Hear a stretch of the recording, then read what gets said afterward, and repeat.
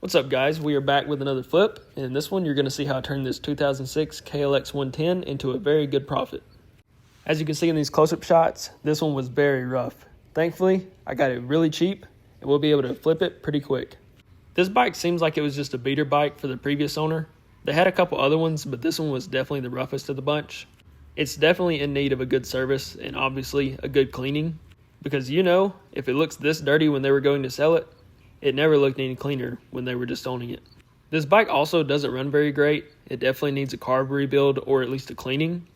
But the best part about this thing is that we got it super cheap. We're only invested in this thing for $500.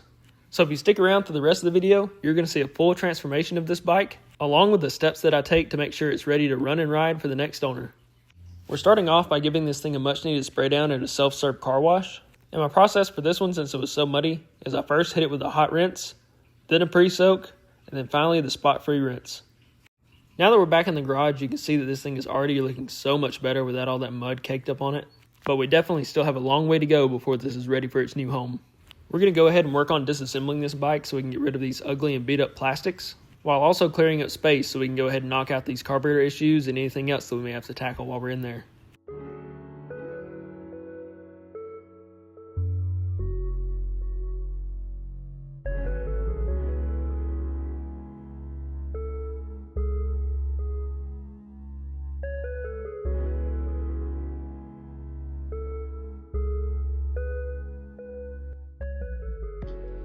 While removing the plastics, I noticed that part of the seat had come unstapled, so I have a cheap staple gun from Amazon that I'm just going to use to staple this back down.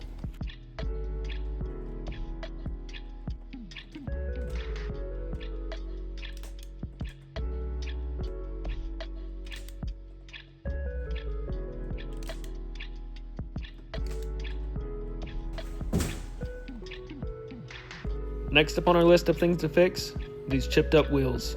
Somebody spray painted these in the past, and this is exactly why I'm not a fan of spray painting dirt bike or motorcycle wheels. So all we're going to do to remedy this is to clean these off, tape them up, and spray them with some gloss black spray paint.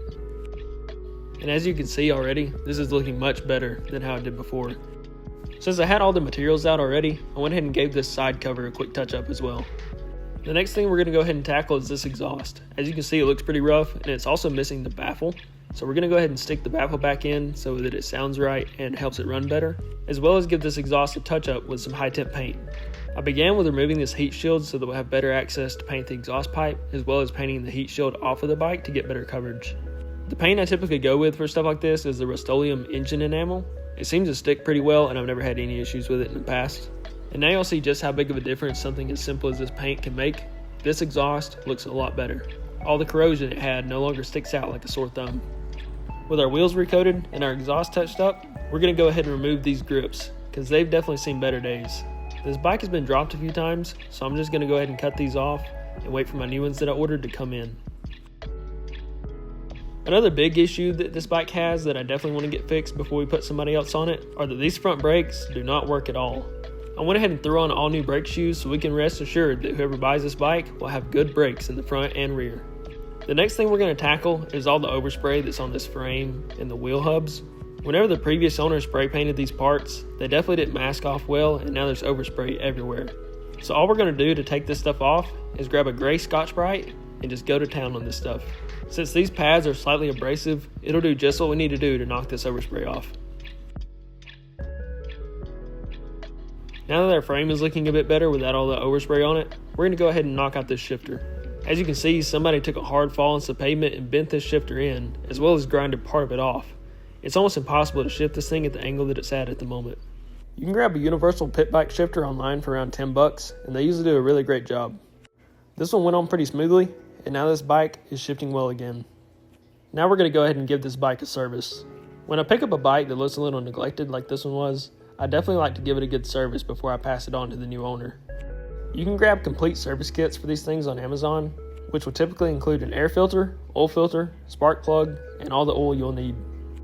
Replacing the air filter on these bikes are super simple, just a couple screws and you're in there to the old air filter. One important thing to note though, is that although these screws look like a standard Phillips head, they're not. These are actually a JIS screw, which stands for Japanese Industrial Standard. You can use a standard Phillips head on these, but you run the risk of stripping them out. So I just picked up this cheap set of JIS screwdrivers on Amazon, and if you guys want to grab them as well, they'll be linked down in the description. Surprisingly, this air filter really doesn't look that bad, but when you pull it out and flip it over, you can see it definitely has a good bit of buildup on it, so I'm glad we're replacing it. I gave this air box a quick wipe down and then went ahead and threw the new air filter in. One thing to note is that new air filters need to be oiled with an air filter oil, and the one I used is from UNI. Next up, we went ahead and gave this bike an oil change with some fresh oil and a fresh filter. I almost always use these prepackaged service kits when I do something like this. It's usually only a couple dollars more than buying everything separate, and then you know you have all the right parts. One thing I realized in editing that I forgot to do on this one is to check my spark plug gap. You really never want to trust this out of the box when it's so cheap and easy to confirm yourself.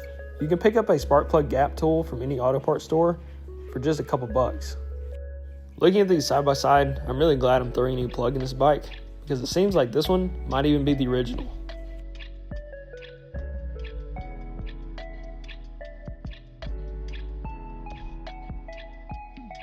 If you guys remember from the intro of the video, I told you this bike doesn't run well. So here, I'm checking to see if this new spark plug helped fix our issue, which ultimately, it did not. Since the spark plug by itself didn't fix our issue, I'm going to go ahead and dive into this carburetor and give it a good cleaning. This is another place that these JIS drive screwdrivers really shine, because if you've ever cleaned carburetors on little bikes like this, you know that these bowl screws love to strip out.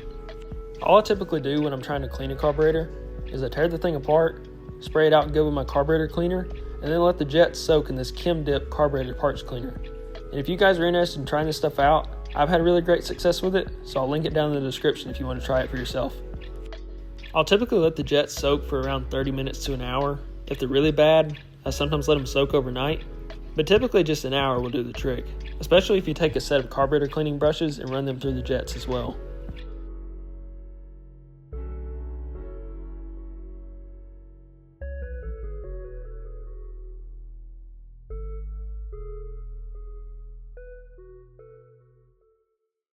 Now that our carburetor is clean and put back together, it's time to throw it back on this bike and see if we can get this thing running. I also didn't catch this on camera, but I did go ahead and swap out the gas that was in the tank. I wasn't sure how long it had been in there, and there wasn't very much, so I drained it out and threw about a half gallon back into it. Finally, with everything put back together, this thing started first kick, and it idles great. Now that we have this bike running great, we have to make it look great. And the biggest part of doing that is going to be installing this cheap Amazon set of plastics. I love working on these little bikes because you can buy sets of plastics for less than you can buy a fairing for a big bike.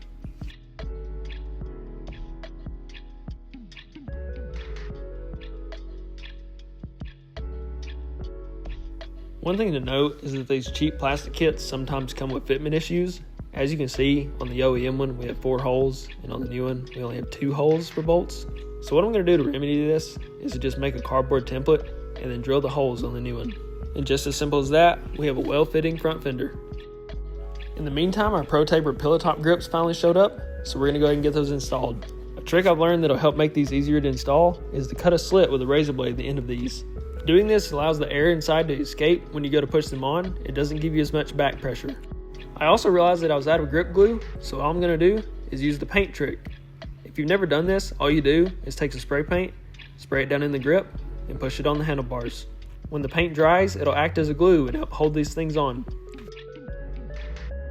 Ignore the plastics being off in this clip, as this is a video from earlier in the process, but I wanted to show you guys how I fixed this misalignment between the wheel and the handlebars. As you can see, whenever the person went down on the pavement, it knocked this completely out of alignment. There's a fairly simple and easy way to fix this as long as your handlebars aren't bent, so I'm going to show you guys how to do that very quick. For this process, all you have to do is loosen the bolts that are clamping down on the forks, and that'll allow you to roll the forks in the triple clamps. I typically like to stand and hold the tire between my knees to help stabilize it, and then turn the handlebars until everything seems straight and back into alignment. Then you can go ahead and tighten these bolts back down to make sure that everything stays in place. Now that each and every issue with this bike are sorted out, we're going to go ahead and shine this thing up for Marketplace. Doing this, I'm going to use SC1, which is one of my favorite products. It helps give a gloss to these old bikes, and even though we threw new plastics on, the things like the tank look a little bit faded compared to the new plastics. Using SC1 will help gloss these up and bring them back to life, and you can see here that I even throw it on the seat cover. You want to make sure when you do this though that you wipe it off before anybody test rides it, because it'll definitely make it really slick. If you want to pick up a can of this SC1 and try it for yourself, I have it linked down in the description. I use this stuff on virtually every single one of my flips, and even use it on my vehicles at times. If you take a look at these tires, plastics, and especially all these black plastics, you can see just how good of a job this stuff does. Now that the bike is completely sorted out, I'm going to grab some pictures and throw this thing on Marketplace. I'll come back and update you guys as soon as it's sold. After about a week and a half, we got this 2006 KLX 110 sold. So we purchased the bike for $500. We had an added cost when you add in the plastics, the service kit, fuel and whatnot of $120. We sold the bike for $1,350, which gives us a profit of $730 on this one. So if you guys want to see more flips like this, make sure you stay tuned, like, comment, and subscribe.